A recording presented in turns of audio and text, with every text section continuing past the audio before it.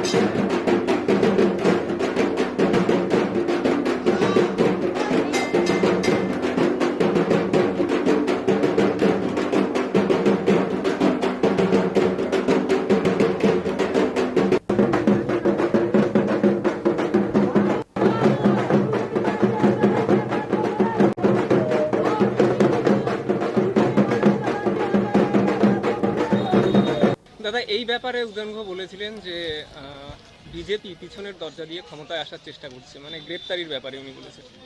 BJP পিছনের দরজা দিয়ে ক্ষমতা আসার হলো অনেক আগেই আসতো। আপনারা দেখেছেন যে বিজেপি কোনো সময় এখানে 355 বা 356 এখানে প্রয়োগ করেছে। কখনোই কেন্দ্র সরকার সেভাবে সেটা কখনোই চায় না। বিজেপি চায় যে গণতান্ত্রিকভাবে মানুষ যাকে ভোট দেবে, মানুষ তাদের গণতান্ত্রিক অধিকার প্রয়োগ করবে এবং গণতান্ত্রিক পদ্ধতিতে বিজেপি ক্ষমতা আসতে চায়। সেই জন্য বিজেপি এতদিন ধরে ধৈর্য ধরে আছে। এবার মানুষ গণতান্ত্রিক যখন অধিকার প্রয়োগ করবে, বিজেপি এমনি ক্ষমতা আসবে। দাদা, এবার কতটা শান্তিপূর্ণ ভোট হতে পারে বলে মনে করছেন?